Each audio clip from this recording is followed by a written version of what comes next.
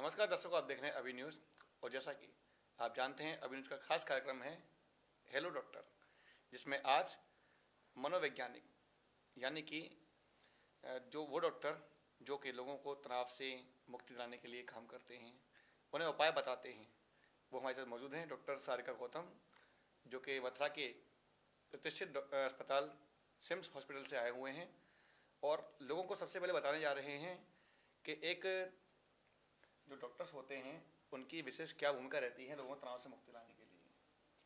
देखिए doctor ma'am, सबसे पहले मैं जानना चाहूँगा कि काफ़ी लोग इस बात को लेकर अभी तक कंफ्यूज हैं कि साइकेट्रिस्ट और साइकोलॉजिस्ट, लोगों को पता नहीं होता है इन दोनों में कितना अंतर है और ये किस प्रकार से अपना काम करते हैं। पहली बात तो बहुत शुक्रिया मुझे यहाँ इनवाइट करने के लिए, ताकि हम ज़्यादा लोगों को अपनी बात पहुँचा सकें। और रही बात आपके सवाल की कि दोनों में डिफरेंस क्या है, साइकेट्रिस्ट एंड साइकोलॉजिस्ट। तो ये साइकेट्रिस्ट जो हमारा, दोनों की भूमिका एक ही है। लोगों में तनाव या नींद की परेशानी या एंग्जाइटी या स्ट्रेस, लेकिन एक होती है मेडिसिन आपने दी और एक है बिहेवियर थेरेपीज। कि सपोज दैट किसी को परेशानी है सिर्फ एग्जाम में फेल होने से, तो उसमें साइकेट्रिस्ट की भूमिका उतनी नहीं रहेगी, क्योंकि एग्जाम में फेल होना या किसी बात को लेकर परेशान होना ये बहुत थोड़े टाइम के लिए स्ट्रेस या एंग्जाइटी को क्रिएट करता है। तो इसमें दवाइयाँ ना दे के हम उसको कोई काउंसलिंग सेशंस या कोई स्पेशल थेरेपेटिक अप्रोच से हम उसको मैनेज करने की कोशिश करते हैं। तो मेरा ये कहना है कि अगर कभी आपको ऐसा लगता है कि मुझे एंग्जाइटी, स्ट्रेस या तनाव की वजह से मेरा लाइफ डिस्टर्ब हो रहा है, तो सबसे पहले आप साइकोलॉजिस्ट को अप्रोच करें, क्योंकि दवाइयाँ खाने से बेहतर है कि आप उस चीज़ को सीखें कि किस पॉइंट पे जाके मुझे इस तरह की फीलिंग आती है, या ऐसा कौन सा ट्रिगर पॉइंट है जो मुझे इस तरह का अराउज करता है। मैम, यहाँ पर लोगों को ये पता ही नहीं चल पा रहा है कभी भी कि वो तनाव में है या नहीं है। आजकल की जीवन शैली ऐसी हो चुकी है कि लोगों को खुद नहीं पता अवसाद में होते हैं, कब उससे ग्रस्त हो जाते हैं या कब वो फ्रीडम में जीते हैं। तो कैसे कोई संकेत होता है जिससे लोगों को ये पता चले कि हाँ, आज मुझे कुछ अच्छा नहीं लग रहा, फीलिंग नहीं लग रही है, तो उन्हें मालूम पड़े कि क्या वो किसी बीमारी से ग्रस्त हैं। क्या कुछ संकेत होते हैं ऐसे? हाँ, संकेत तो हर परेशानी आपको देती ही है, सबका कुछ ना कुछ बैकग्राउंड तो ज़रूर होता है। तो तनाव की अगर बात करें तो तनाव में सबसे पहला जो संकेत हमें मिलता है वो ये है कि कोई भी व्यक्ति जो तनाव की तरफ जा रहा है उसका सबसे पहले सोशल आइसोलेशन होता है। सोशल आइसोलेशन मतलब कि वो लोगों से मिलना जुलना, बात करना बंद करेगा सबसे पहला। दूसरा, उसको नींद की परेशानी होने लगेगी, रातों को नींद ना आना, या अगर वो कोशिश भी कर रहा है तो सुबह शरीर में भारीपन होना, एक लाइट फील जो करते हैं सुबह उठ के वो नहीं होगा। धीरे धीरे कई बार भूख न लगना जी। ये 3 पे अगर फोकस कर लिया जाए, और अगर तीनों ही 2 हफ्ते से ज़्यादा कंटिन्यूएशन में अगर चल, आपको ज़रूर किसी से मिलना चाहिए, एक्सपर्ट से। मेरा अगला सवाल है कि आजकल के बच्चों में जी, जो उनकी यंग एज होती है या जब वो समझदार होने के उम्र की दहलीज पर पहुंचते हैं, यानी कि 15 से 16 साल की, हाँ, उस वक्त वो तनाव और चिड़चिड़ापन बहुत ज़्यादा हो रहा है इसमें। तो इसके क्या कारण हो सकते हैं? आप देख रहे हैं कि लगातार बच्चों में जरा सा भी माता पिता ने कुछ कहा या उन्हें कुछ भी ऐसा लगा कि जो उनके अनुकूल नहीं है, तो वो सीधा सुसाइड जैसा कदम तक उठा लेते हैं या हमेशा चिड़चिड़े रहते हैं। देखिए अगर इसकी बात करें, जो एज ग्रुप आपने लिया 15-16, यानी कि टीनेजर खत्म हो रही है और एडोलेसेंस की तरफ हम बढ़ रहे हैं, तो ये हम ये तो देख लेते कि पेरेंट्स ने कुछ कहा या बच्चे को, ये सारी परेशानियां, तो परेशानियां नहीं कहेंगे तो लाइफ का एक पार्ट है जी। लेकिन अगर हम बात करें स्पेसिफिकली, आप देखेंगे कि ये लड़कों में ज़्यादा देखने को मिलता है। मेरा भी एनालाइज ये कहता है, और भी अगर आप किसी से मिलेंगे तो कंपैरेटिव लड़कों में इस एज पे एग्रेशन और डिप्रेशन की समस्या बहुत होती है। इसके एक रीज़न ये होता है कि देखिए, लड़कियों के साथ साथ लड़कों में भी प्यूबरिटी तो आती है। ये जो सबसे मेन रीज़न मैं आपको बता रही हूँ, जिसे कई बार पेरेंट्स या सोसाइटी समझ ही नहीं पा रही, कि लड़कियों में जिस तरह हार्मोनल चेंजेस हो रहे हैं, बॉडी में चेंजेस हो रहे हैं, तो सेम लड़कों में भी तो हो रहे हैं। लेकिन हम शायद लड़कों के फिजिकल या हार्मोनल चेंजेस को अभी भी उतना वैल्यू या उतना कि ये भी डिस्टर्ब कर सकता है लड़कों के बिहेव को, उतना फोकस हम नहीं कर पा रहे हैं। मैम देखा जा रहा है कि केवल यंग एज ही नहीं बल्कि आजकल जो महिलाएं हैं, विशेष रूप से कहना चाहूँगा महिलाओं में तनाव की जो आज एक इजाफा हुआ है, ये जो जनरेशन गैप है शायद इसकी वजह से भी हो सकता है, या देखते हैं मतलब आज बड़े और बच्चों के बीच में संवादहीनता जो हो रही है, क्या इसमें भी बहुत बड़ी भूमिका है तनाव बढ़ने की? हाँ, महिलाओं की अगर बात करें तो महिलाओं के साथ जो एक मुख्य कारण है, अगर आप जनरेशन गैप में जैसे हमारी दादी या इवन मदर उस जनरेशन तक जाएंगे तो वर्किंग महिलाएं बहुत कम होती थी, और अगर होती भी थी तो जॉइंट फैमिली का जो सिस्टम था कि कम से कम जो महिला काम पे जा रही है उसके बच्चों की देखभाल बाकी परिवार के लोग कर पा रहे हैं जी। अभी महिलाओं में तनाव का जो कारण है वो पोस्टमार्टम डिप्रेशन बहुत देखने को मिलता है, यानी कि शादी के बाद उनको घर भी मैनेज करना है, एक्सपेक्टेशन अपने आप से करियर वाइज भी उनको आगे बढ़ना है क्योंकि दोनों जिम्मेदारियां हैं, तो करियर के साथ भी समझौता नहीं है और करना भी नहीं चाहिए, साथ में उनको फैमिली को भी संभालना है, तो कहीं ना कहीं दोनों के बीच में जब वो बैलेंस नहीं बन पाता, और कई मामलों में देखा जाता है कि फैमिली शायद उतनी सपोर्टिव होती भी नहीं है कि एक महिला काम पे जाए तो पीछे से बच्चे को संभालें, या वो आ रही है तो उसको टेबल पे लगा हुआ खाना मिले, ये बड़ा कम देखने में मिलता है। तो कहीं ना कहीं ये जो बैलेंस का मैनेजमेंट नहीं हो पा रहा है, काम, पर्सनल लाइफ और प्रोफेशनल लाइफ, इसमें महिला कहीं ना कहीं तनावग्रस्त हो जाती है। चलिए बात करते हैं, आपने बताया महिलाओं की, अब बात करता हूँ छोटे बच्चों की। बहुत छोटे बच्चे हैं, आज आपने देखा होगा नीट जैसे मतलब कुछ बच्चे 5-6 साल के बच्चे होते हैं, 7 साल के बच्चे होते हैं, उस समय आप देखते हैं कि बच्चे मोबाइल के पीछे भाग रहे हैं। और आपने कई सारे फंक्शनों में खुद देखा होगा कि बच्चों के पीछे उनकी माताएं खाना खिलाने के लिए उनको पीछे भागती हैं। ऐसे बच्चे चिड़चिड़ हो जाते हैं, उनको जो खाना खा रहे हैं उनको ये तक नहीं पता कि वो क्या खा रहे हैं, क्या नहीं खा रहे हैं। मोबाइल छीनते वक्त या उनसे वापस लेते समय जो उनके ऊपर चिड़चिड़ापन इस वक्त हावी हो रहा है, बच्चों की जिद पूरी करना है, इसके बारे में क्या कहना चाहेंगे मैं? देखिए, मोबाइल शुरुआत में हमें लगा कि मजबूरी है, दे देना चाहिए जी। वही फिर बात वहीं आ जाती है, सिंगल फैमिलीज, एक एकल परिवार जो बन रहे हैं जी। उसमें कोई नहीं है, अब महिला को काम भी करना है, या महिला पुरुष दोनों को ही, घर में अगर आप भी हैं ऑफिस का काम कर रहे हैं करेंगे जी। अब आप सोचेंगे कि थोड़ी देर के लिए इसको पकड़ा दो, क्योंकि वो भी आप छोड़ ही नहीं सकते उस काम को, तो जो थोड़ी देर के लिए वो पकड़ाना होता है ना, वो कहीं ना कहीं फिर उनको उसमें इतना एंगेजमेंट उनका बढ़ जाता है बच्चों का कि फिर उनसे छीनना मोबाइल, क्योंकि वो इतने बड़े तो है नहीं कि आप उन्हें समझा सकें कि बेटा ये बड़ा गलत है, वो नहीं समझेंगे। तो अब वैसे भी बच्चे समझते कम है, ऑब्जर्व ज़्यादा करते हैं। मेरा अपने दर्शकों से ये कहना है कि इस समय जो लोग इसे लाइव देख रहे हैं वो अगर कमेंट्स के माध्यम से अपने कुछ सवाल का जवाब चाहते हैं तो इस वक्त सवाल करें, और मैं आपके सवालों को जवाब देने के लिए तैयार हैं। यदि आपके पास मानसिक तनाव, स्ट्रेस, चिड़चिड़ापन, अवसाद या भविष्य को लेकर चिंताएं इस प्रकार की, मैं मतलब कैसे सर्वाइव करना है, कैसे हम लोगों को आगे जीना है, क्योंकि आज की जो जीवन शैली है वो काफ़ी बदल चुकी है। यदि आपके पास में आपके कुछ सवाल हैं तो आप इस वक्त मैम से बात कर सकते हैं। साथ मैम चलते हैं आगे की ओर कि हमारा जो खास कार्यक्रम है इसका नाम है हेलो डॉक्टर, और हम हर हफ्ते इसमें कुछ नया लेकर आते हैं। ऐसे में आप जो लोग स्ट्रेस से या मतलब बदलती, जो आपने कहा टीनेजर हैं, उनको बदलाव होते समय पर काफ़ी कुछ परेशानियों का सामना करना पड़ता है। ऐसे में स्ट्रेस हावी हो जाता है, कभी पढ़ाई का दबाव, कई पेरेंट्स के जो अपेक्षाएं हैं वो सामने आती हैं, कुछ जब पेरेंट्स चाहते हैं वो नहीं हो पाता, तो वहाँ से बच्चे तनाव में चले जाते हैं।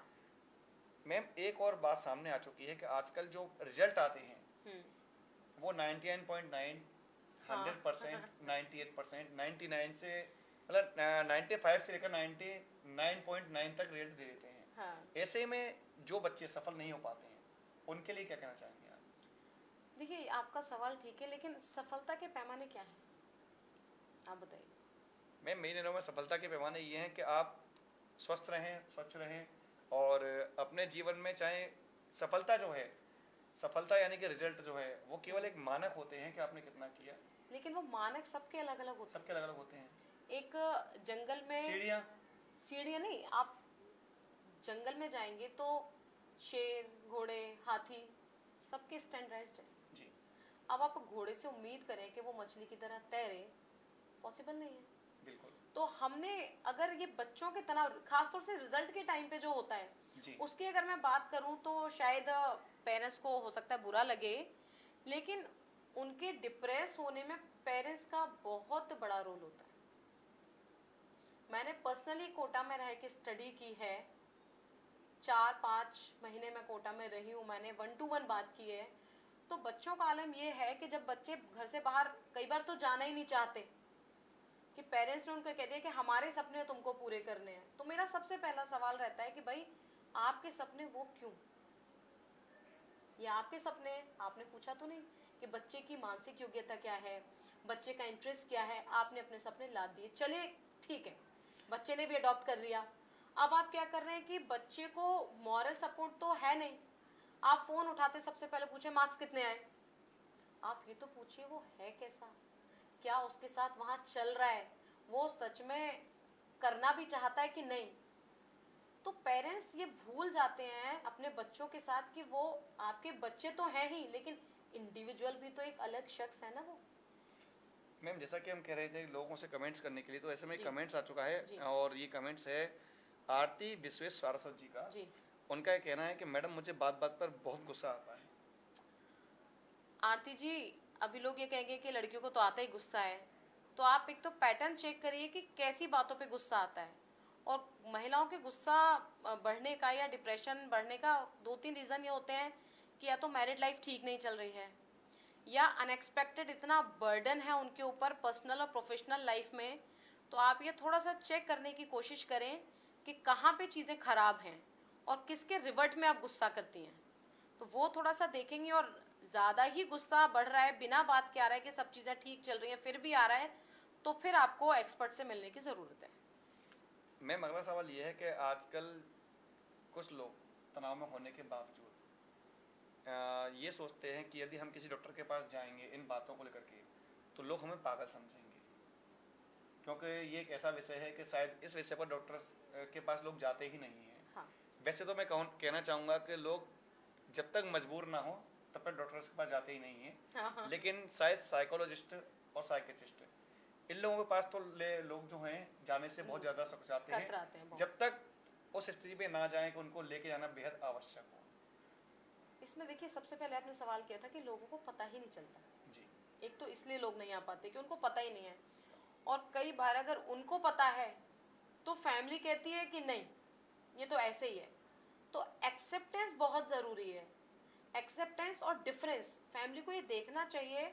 और उस शख्स जो सफ़र कर रहा है उसको अगर ये लग रहा है कि मेरे बिहेवियर में या मेरे लाइफस्टाइल में कुछ चेंजेस आ रहा है, या उसके सराउंडिंग लोग, उसके फ्रेंड सर्कल या फैमिली अगर कह भी रही है कि यार तुम में कुछ दिनों में चेंज आया है, तो या तो देखे कि चेंज आया तो क्यों आया, किसी नॉर्मल इवेंट की वजह से, या सपोज दैट नॉर्मल इवेंट भी नहीं, किसी की जॉब छूट गई, या घर में किसी की डेथ हो गई, या कोई एक्सीडेंट हुआ, कोई रिलेशनशिप ब्रेक हुआ, इन वजह से चेंजेस आना तो नॉर्मल है।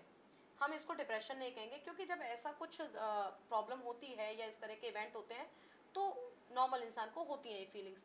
लेकिन अगर वो कंटिन्यू होते जा रहा है, 2 महीने 3 महीने निकल गए और वो उस जोन से बाहर ही नहीं आ पा रहा है, तो फिर उसको मिलना चाहिए। या फिर आपकी लाइफ में कुछ भी ऐसा बड़ा नहीं हुआ जिसे कि आप शेयर कर सकें, फिर भी आपको ऐसा लग रहा है या आपके फ्रेंड्स या फैमिली कह रहे हैं कि कुछ तो चेंज है, तो फिर आपको मिलना चाहिए।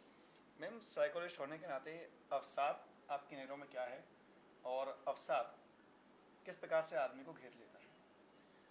अवसाद किसे कहते हैं आपकी नज़रों में? हाँ, ये सवाल अच्छा है। अवसाद तनाव की और एक स्टेप आगे की जोन है, क्योंकि देखा है कभी कभी कुछ लोग कहीं कहीं पर पढ़ते हैं कि लोग घरों से 4-4 दिन महीने महीने भर तक कहीं कहीं पढ़ने में आता है कि घरों से निकलते नहीं, कमरों से नहीं निकल पाते हैं, अपने आप को अकेलापन महसूस करते हैं। जी। देखिए पहले आएगा एंग्जाइटी, अगर एंग्जाइटी है, थोड़ा बहुत चिंता है, 1-2 दिन में वो चले जाएगी। स्ट्रेस भी 2-4-6 दिन रहेगा, वो ठीक है, जैसे एग्जाम टाइम पे स्ट्रेस होना, वर्कलोड का स्ट्रेस होना, वो भी जब वो चीज़ें खत्म हो जाती, एग्जाम खत्म हुआ, स्ट्रेस खत्म हो गया।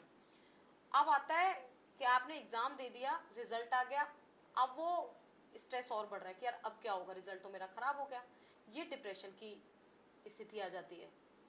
जब ये डिप्रेशन 4 से 6 हफ्ते, 4 से 6 हफ्ते यानी कि ऑलमोस्ट 1 से 1.5 महीने का आप पीरियड मान के चलें, इससे भी आगे चल रहा है, तो फिर अवसाद की स्थिति बनती है।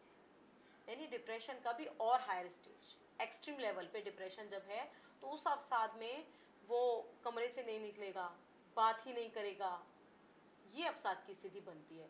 तो मेरा मानना है कि अवसाद होने से पहले ही इन स्थितियों से निपट लिया जाए। मैं प्रश्न सामने आया है, जी। कीर्ति सिंह का है। कीर्ति जी कहती हैं कि इन्हें छोटी छोटी बातों पर गुस्सा आता है और सबसे लड़ाई हो जाती है, और इसी गुस्से की वजह से उनसे उनके नज़दीकी भी दूर होते जा रहे हैं। कीर्ति जी, पहला सवाल भी इसी को लेके था कि गुस्सा क्यों आता है, ये वजह जानने की कोशिश करिए। और अगर सबसे लड़ाई हो रही है तो क्या रीज़न रहते हैं, आप बहुत जल्दी स्ट्रेस आउट हो जाती हैं। और रही बात नज़दीकी लोगों का दूर होना, तो आज मैं आपको एक होमवर्क देती हूँ कि बैठ के सबके नाम लिखिएगा, किस किस से आपकी ये दूरियां बनी हैं, और रीज़न भी लिखिएगा। अगर आपकी तरफ से कुछ ऐसा हुआ है कि आपने गुस्से में उनको कुछ बोल दिया है, तो आज ही फ़ोन उठा के सॉरी बोल दीजिए। ये सबसे अच्छी थेरेपी है आपको खुद को देने के लिए, क्योंकि आज या कल या परसों जब भी गुस्सा आएगा, और फिर जब आप ये सोचेंगे, क्योंकि गुस्से को आप कैसे कंट्रोल करेंगे, कोई रीज़न होगा, और अगर कोई वाजिब रीज़न है तो उसको मिटाने की कोशिश करें, और रीज़न नहीं है तब भी गुस्सा आ रहा है, तो फिर आपको एक बार एक्सपर्ट से ज़रूर मिलना चाहिए, क्योंकि कई बार हमें पता ही नहीं चल पाता कि हम गुस्सा हैं क्यों। क्या पास्ट लाइफ में कुछ ऐसा तो नहीं हुआ जिसकी छाँव से अभी आप निकल नहीं पा रही हैं। तो ये थोड़ा सा जानने की कोशिश करें। और गुस्सा क्या सब पे एक जैसा निकल रहा है, या आपका गुस्सा सेलेक्टिव है। गुस्से की मैं आपको एक बड़ी अच्छी या बुरी कह सकते हैं, लोगों का गुस्सा भी सिलेक्टिव होता है। कि जैसे पेरेंट्स से भी झगड़ा हुआ मान के चलिए, तो पेरेंट्स पे गुस्सा उस तरीके का नहीं निकलेगा, वो गुस्सा हस्बैंड पे निकलेगा। हस्बैंड से गुस्सा हुआ तो वो बच्चों पे निकलेगा। बॉस से हुआ तो हमारा गुस्सा बड़ा सिलेक्टिव होता है। हम ये देख लेते हैं कि किस पे गुस्सा करने से नुकसान है, किस पे गुस्सा करने से नुकसान नहीं है। तो अगर गुस्सा ऐसा है तो फिर आपके नेचर में ही कुछ है थोड़ा सा।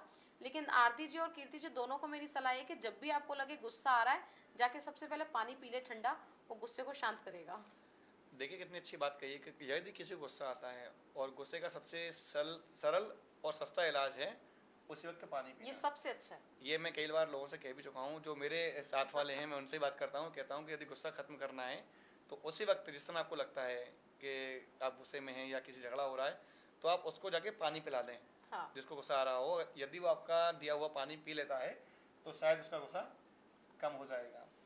चलिए हम फिर से बात करते हैं अवसाद को लेकर। यदि व्यक्ति अवसाद में आ गया, 1.5 महीने तक आपने कहा लगभग उसका टाइम पीरियड 1.5-2 महीने हो जाता है, तब आदमी अवसाद में। अवसाद की स्थिति में जो व्यक्ति है उसको किससे संपर्क करना चाहिए, साइकोलॉजिस्ट से या साइकेट्रिस्ट से? देखिए, प्राइमरी सीढ़ी तो साइकोलॉजिस्ट ही होगा।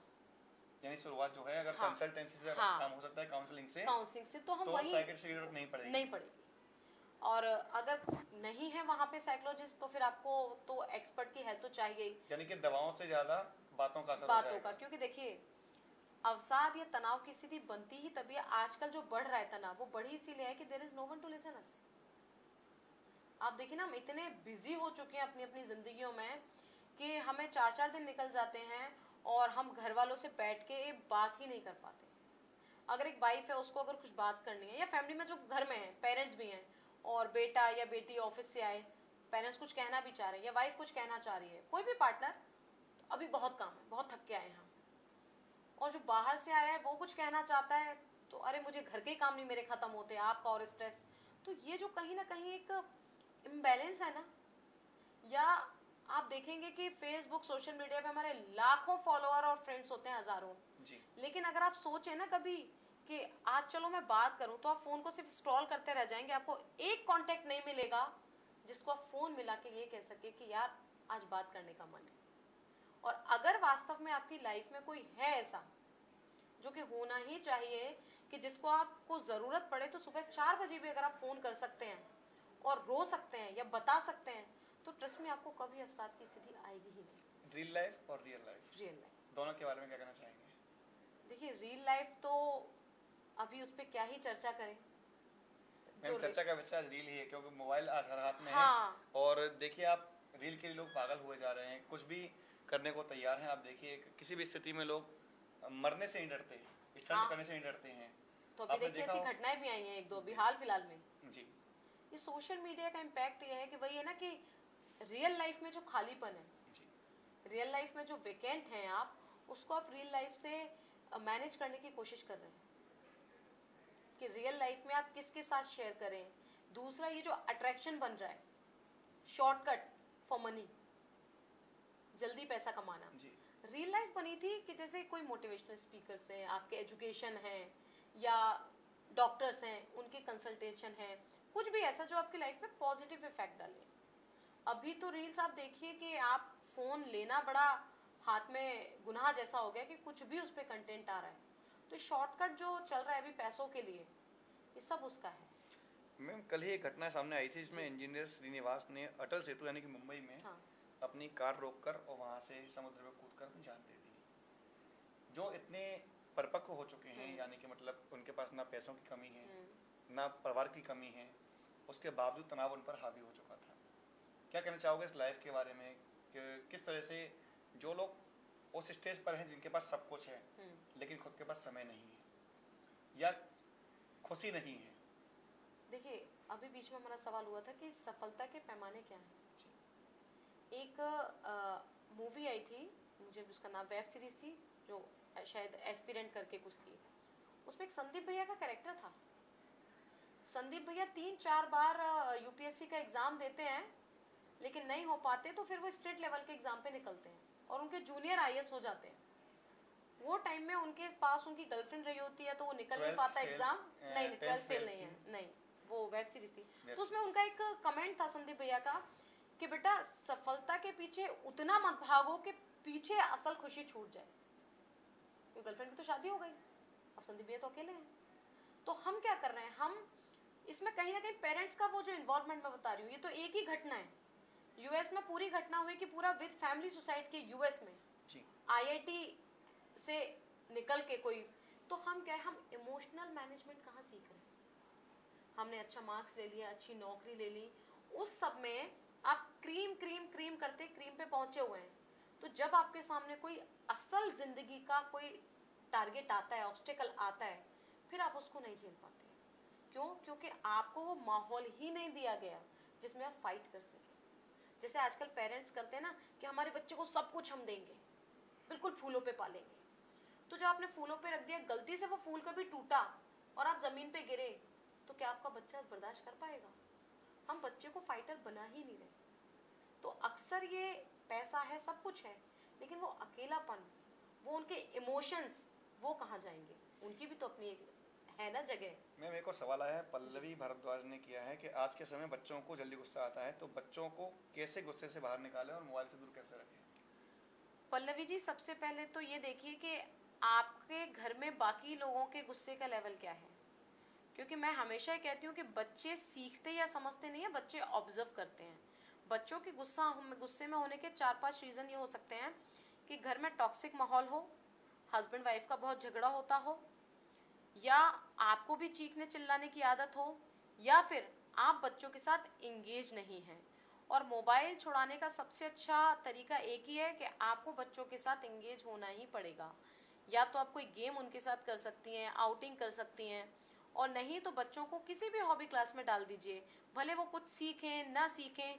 और दूसरा, कभी भी बच्चों से अगर कोई भी गलती हो रही है तो प्लीज़ उस समय उन पे मत चिल्लाइए, क्योंकि वो जैसा देखेंगे वैसा ही सीखेंगे। तो इन चीज़ों का आप थोड़ा सा ध्यान रखिए। मैम, अगला सवाल है कि 40+ जी, यानी कि 40+ की जो ज़िंदगी होती है, जो मैरिड लाइफ होती है, आजकल उनमें भी तनाव की वजह से काफ़ी, आपने सुना होगा या आप लगातार देख रहे होंगे, तलाक के मामले सामने आ रहे हैं। पहले कभी हुआ करता था कि तलाक के मामले बिल्कुल ना के बराबर हुआ करते थे, लेकिन आज देखते हैं कि मात्र 1 महीने में, 2 महीने में, 6 महीने में शादियाँ टूट जाती हैं। वो भी एक नई ज़िंदगी की शुरुआत होती है। लेकिन आज के समय देख रहे हैं कि 40 साल पार होने के बाद, यानी कि वो एज जब आपने काफ़ी साल एक दूसरे के साथ में बिता लिए, आपके बड़े बड़े बच्चे हो चुके हैं, और उसके बावजूद तलाक होना या तनाव मुक्त होकर के एक दूसरे से छुटकारा पाना, इस बारे में क्या कहना चाहेंगे? 40+ की अगर बात करें तो उसमें तनाव का जो एक कारण रहता है वो ये रहता है, दोनों की एक दूसरे से एक्सपेक्टेशन क्या है। फिर से बात वहीं आ जाती है कि जब प्यूबरिटी आती है तो वो इस एज में भी हार्मोनल चेंजेस वही आ रहे हैं। उस समय बस आपका यंग एडोलेसेंस शुरू हो रहा है, इस समय आपका ख़त्म हो रहा है। तो जैसे होता है ना कि जब आप चढ़ाई पे चढ़े और उतरते हैं तो आपको गियर डालने ही पड़ते हैं, कम या ज़्यादा। मुझे ड्राइविंग नहीं आती तो ज़्यादा नहीं बता पाऊंगी, बट तो दोनों कंडीशन में, दोनों जो पड़ाव है लाइफ के, कि जब आपकी एडोलेसेंस शुरू हो रही है और ख़त्म हो रही है, लेटर एडोलेसेंस, दोनों में एक जैसा तनाव दिमाग में आता है। 40 प्लस में जो तनाव आता है वो आता है कि हस्बैंड की एक्सपेक्टेशन आज भी वही है, और फीमेल में जो तनाव आता है वो मीनोपॉज की वजह से भी आ सकता है कि वही हार्मोनल चेंजेस, वही उनके बॉडी में होने वाले कन्फ्लिक्ट्स बॉडी और दिमाग में, कि बॉडी वो वैसा रिएक्ट नहीं कर पा रही जो 30s या 35 तक कर रही थी। तो ये एक बहुत बड़ा रीज़न है 40 प्लस कपल में तनाव आने का। जिसमें बात करते हैं संबंधों को लेकर के, आज जैसा कि बात करते हैं शादीशुदा जीवन की, अब बात करते हैं लिव इन रिलेशनशिप के संबंधों की। ये विषय एक ऐसा विषय है जिस पर कोई बोलने को तैयार नहीं होता है। बिल्कुल बिल्कुल ज्वलंत मुद्दा। हाँ। ऐसे में साथ रहने के बाद अलग होना, अलगाव होना, और फिर वही रिजल्ट सुसाइड। ऐसे में लोग कैसे बाहर निकले इन चीज़ों से, क्योंकि आज कुछ कहा नहीं जा सकता इस बारे में। किसी के पास 2 बॉयफ्रेंड हैं, किसी के पास 5 बॉयफ्रेंड हैं, किसी के पास एक भी नहीं है। तो लोगों को इस बात को लेकर भी स्ट्रेस रहता है कि हमारे साथ कोई क्यों नहीं है। हाँ। या इनके पास इतने क्यों हैं। देखिए, मेरा सबसे यही कहना है कि सबकी लाइफ की अलग अलग प्रायोरिटीज़ हैं। एक लोअर मिडिल क्लास फैमिली के बच्चे, उनकी प्रायोरिटीज़ ये है कि करियर बिल्डअप हो और फाइनेंशियली स्टेबिलिटी आए, जो मेरी फैमिली में नहीं है। अब जो ऑलरेडी बिलेनियर के बच्चे हैं, उनको तो कुछ नहीं करना, गोल्डन स्पून लेके आए हैं, तो 40 जो भी फ्रेंड्स लोगों से मैनेज कर सकते हैं वो करते भी हैं। लेकिन सबसे पहले आप अपनी लाइफ की प्रायोरिटी सेट करें। अगर आपको ऐसा लग रहा है कि मैं उतना, मेरा इमोशनल और मेंटल तौर पे मैं उतना स्ट्रांग हूँ या उतनी स्ट्रांग हूँ कि अपनी ज़िंदगी में 4 रिलेशंस मैनेज कर सकती हूँ, तो आप करेंगे ही। लेकिन लिव इन रिलेशनशिप हो या फ्रेंड, कोई भी रिलेशनशिप हो, फैमिली हो या फैमिली के बाहर, इमोशनली स्ट्रांग आपको होना ही पड़ेगा। हर चीज़ के प्रोज एंड कॉन्स आपको देखने ही पड़ेंगे। रही बात लिव इन रिलेशनशिप की, तो हम इतनी हड़बड़ लाइफ जी रहे हैं आजकल कि बहुत जल्दी हमें सब कुछ चाहिए, एक्सपीरियंस। और ये जो आपने रियल लाइफ की बात की ना थोड़ी देर पहले, कई बार स्टेटस सिंबल बन गया ये, गर्लफ्रेंड बॉयफ्रेंड होना या लिव इन में होना या अल्कोहल लेना, ये आज के टीनेजर्स के स्टेटस सिंबल है। वैसे ही कि उसके पास है रिलेशनशिप, मेरे पास नहीं है। तो बेटा पहले अपनी प्रायोरिटीज आप सेट करिए कि उसकी प्रायोरिटीज अलग हैं, आपकी प्रायोरिटीज बिल्कुल अलग हैं। और अगर प्रायोरिटीज भी आपने सेट कर ली कि चलो आपकी लाइफ में कोई चीज़ है, तो वहाँ आपको इमोशनली और मेंटली स्ट्रांग होने की बहुत ज़रूरत है। अगर आप हैं, चीज़ें मैनेज कर सकते हैं, तो आपको जितनी जल्दी अटैचमेंट हुआ, डिटैच भी आप हो जाएंगे और आगे बढ़ जाएंगे। मैम आखिरी सवाल, जैसा कि आपने सुना होगा कि आज रील के पीछे लोग इतने क्रेजी हो चुके हैं कि आत्महत्या कर लेते हैं। मैं उसी विषय पर फिर से आ रहा हूँ कि क्या आपको लगता है इस भागम भाग भरी जिंदगी में एक अहम योगदान रील्स का भी है? 6 से 8 सेकंड, 10 सेकंड या 20 सेकंड, इसमें पूरी स्टोरी खत्म। रील का वही आ जाती है बात कि क्या आपको नहीं लगता कि ये जो रील्स है इसने इतना टाइम को सॉर्ट आउट कर दिया है कि लोग 15 से 20 सेकंड या आधे मिनट के अंदर सब कुछ देखना चाहते हैं? बिल्कुल। ये मतलब देखिए, उनको सब्र नहीं होता।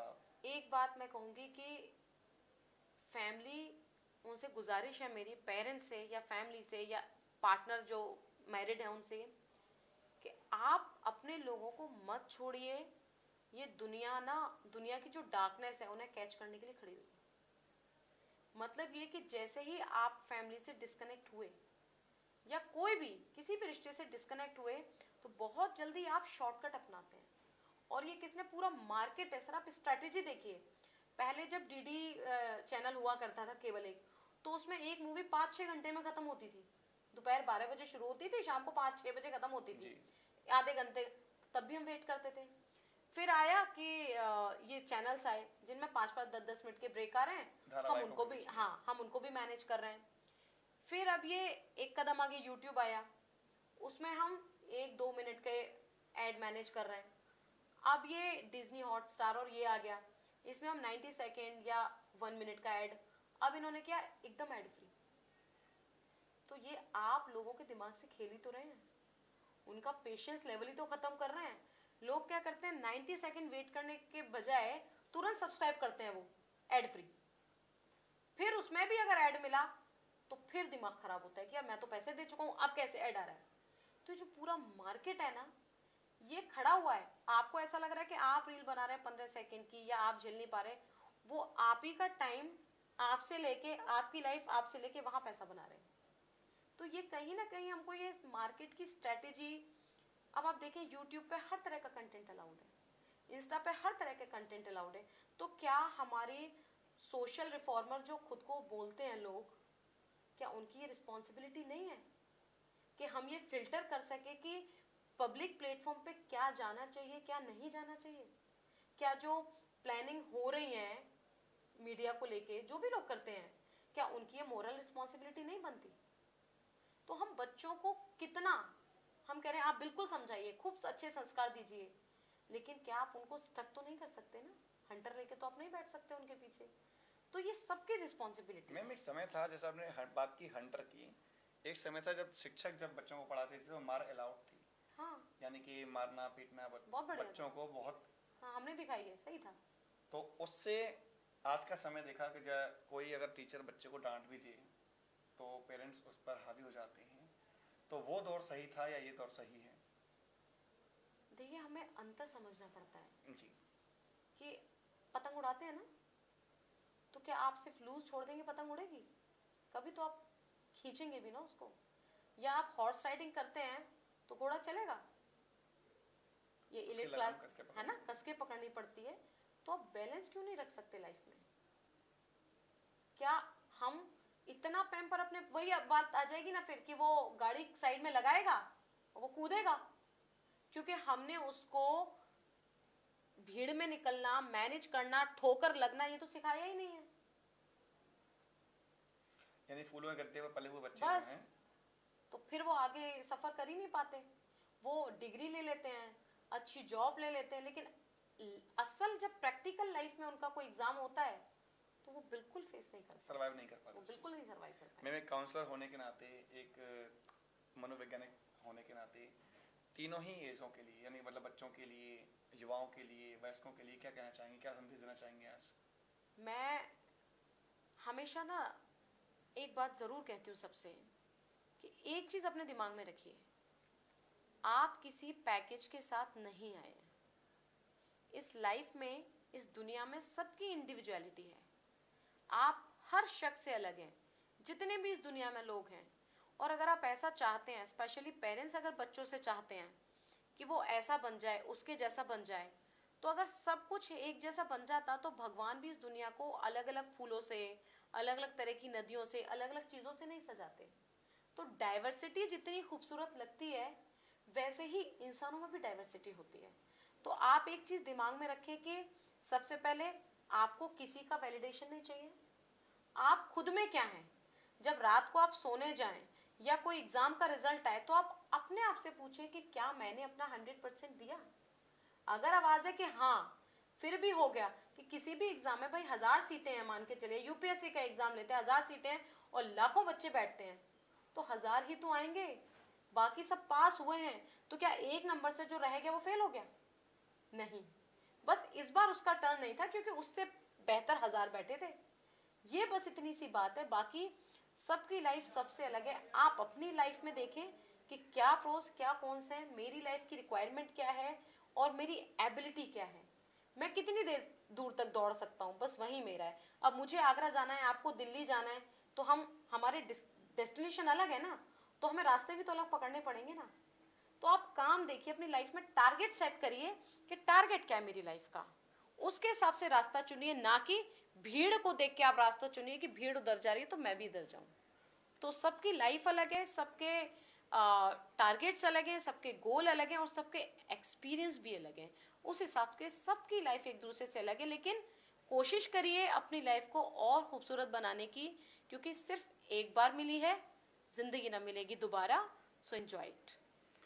तो देखा दर्शकों, आज हमारे साथ मौजूद थी मथुरा के प्रतिष्ठित सिम्स हॉस्पिटल की प्रमुख डॉक्टर, जिनका नाम था डॉक्टर सारिका गौतम, जो कि मनोवैज्ञानिक हैं, साइकोलॉजिस्ट हैं, जिन्होंने बड़ी अच्छी बातें आज हमारे साथ में साझा की हैं और बताया है कि तनाव से मुक्ति पाने के लिए किन किन चीज़ों पर विशेष ध्यान रखना चाहिए, और साथ के साथ में उन्होंने बताया कि गुस्सा खत्म करने का सबसे आसान तरीका जो है वो है 1 लोटा जल, यानी कि आप पानी पी लें और आपको गुस्सा खत्म हो जाएगा। यदि किसी को गुस्सा आता है, कोई अवसाद में है, कोई तनाव में है, तो उसके साथ ही बनिए, उससे बातें कीजिए, ना कि उन्हें अकेला छोड़ें। लगातार ऐसी खबरों को देखने के लिए बने रहिए एबी न्यूज़ के साथ, और ऐसे ही हर हफ्ते आपके लिए कोई लेकर आएंगे कुछ नया। फिलहाल के लिए हमें दीजिए इजाज़त। धन्यवाद। Thank you.